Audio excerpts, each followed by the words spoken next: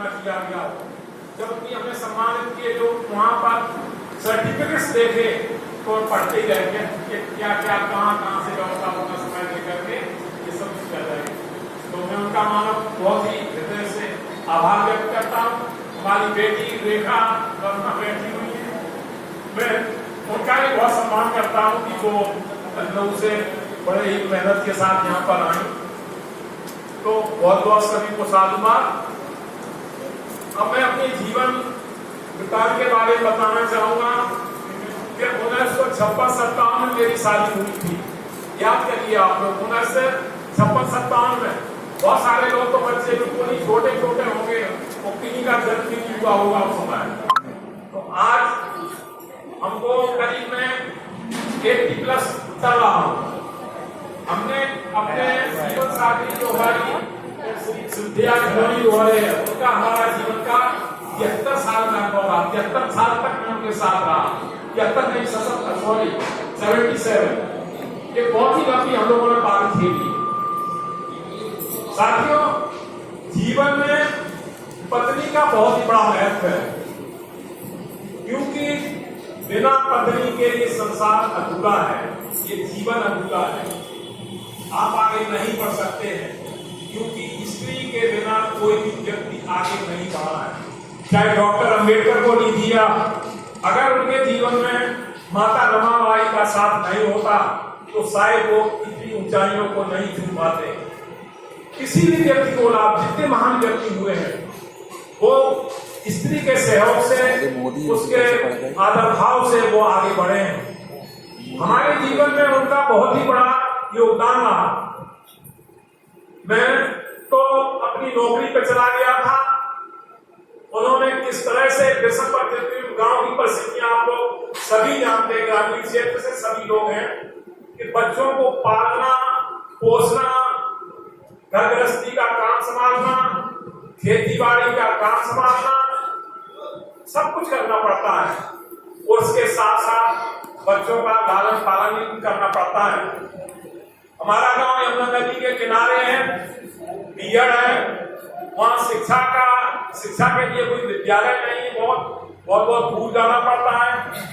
जब मैं कक्षा 6 के लिए पढ़ने के लिए आया तो मुझे पता नहीं कितनी ठोकरें खाने पड़ी और कहाँ रह के मैंने शिक्षा ली।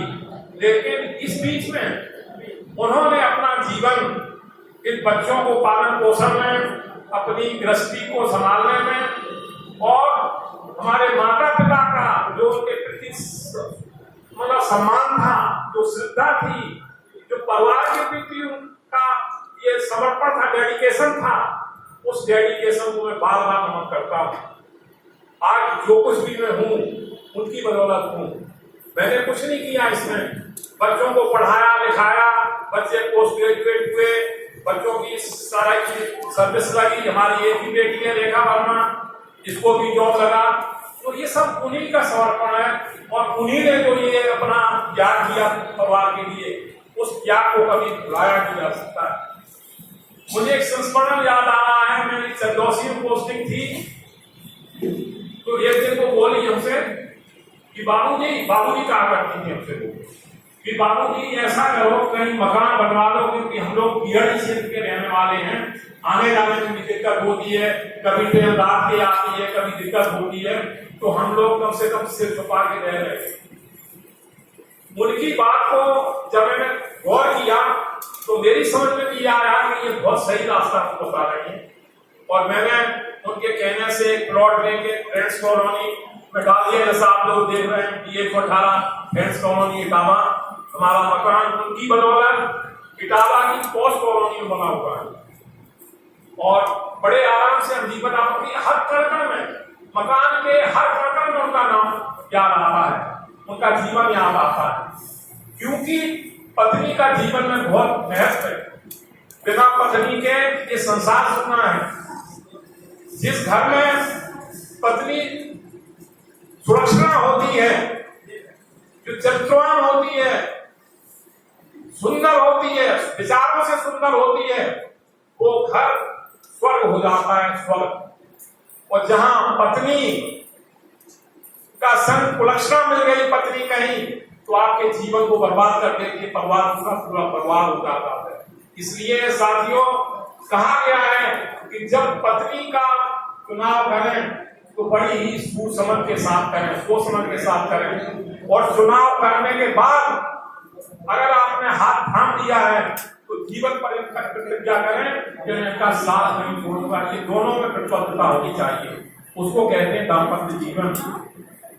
लोग कहते हैं कि पत्नी तकलीफ देती है या तमाम तकलीफें देती है, लेकिन मैं कहता हूं कि पत्नी ही एक ऐसा प्राणी है संसार में जो हर तकलीफ में आपका साथ देता है। एक जीवन की कोई भी क्षण जब दुख के आते हैं, कोई परेशानी के आते हैं, जब पति बहुत ही एकदम से इतना उदास हो जाता है, बहुत से कारण जीवन में होते हैं, जीवन रचना है आदमी की, और सिर्फ एक घर में पत्नी होती है जो उसे साहस करती है कि नहीं बाबूजी ऐसा हो जाएगा, आप करते हो।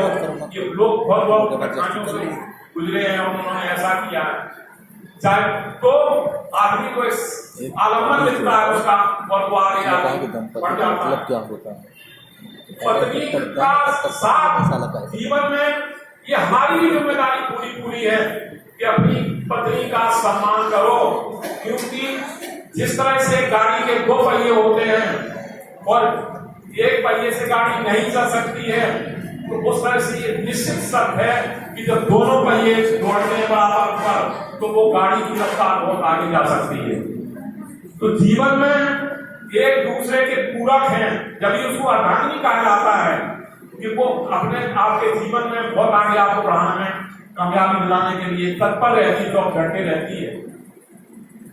एक बार और बता दूं मैं आप लोगों को कि पूरे विश्व में इतना सस्ता नौकर कोई नहीं मिलेगा जो पत्नी करती है सुबह 4 बजे से उठ करके और शाम के 10 बजे तक, जब तक पूरा परिवार भोजन नहीं कर लेता तब तक वो बिस्तर पर नहीं डालती है।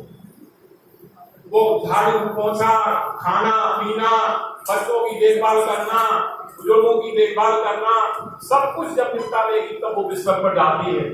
और उसको इसलिए कहा जाता है घर वाली, क्योंकि घर पूरा उस पर डिपेंड होता है। वो देवी है, वो माँ है, कुछ भी उसको आप स्वरूप दे सकते हैं जाकर, क्योंकि यत्र नारीस्तु पूजन्ते तत्र मन्ते देवता। जहाँ नारी की पूजा होती है वहां देवता। तो नारी का जीवन में बहुत महत्व है। हमने कभी भी हमारी तकरार नहीं हुई, और देखिए जीवन में कभी छोटी मोटी तकरार भी होती थी तो हम लोग शाम के बिल्कुल निश्चल भाव से एक दूसरे से बोलते थे, बताते, तो सारी जो बातें हुआ करती थी वो दूर हो जाती थी। कभी हमने जीवन में एहसास ही नहीं किया। अगर मैंने कभी जीवन में आंसू आए तो उन्होंने हमारे आंसू पोंछने की कोशिश की।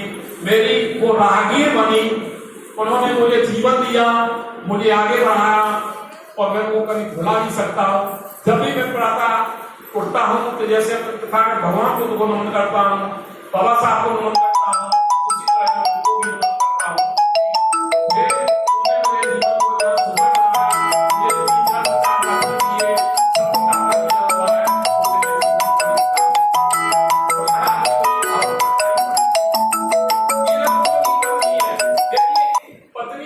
संसार छोड़ करके आपका साथ निभाती है।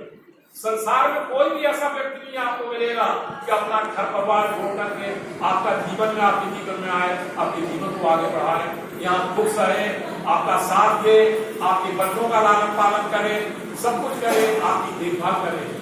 कौन ऐसा साथी आपको मिल सकता है? इसलिए पत्नी को हमेशा सम्मान दो, हमेशा सम्मान दो। और दूसरी चीज मैं बताना चाहता हूँ कि पत्नी की कभी उपेक्षा मत करो।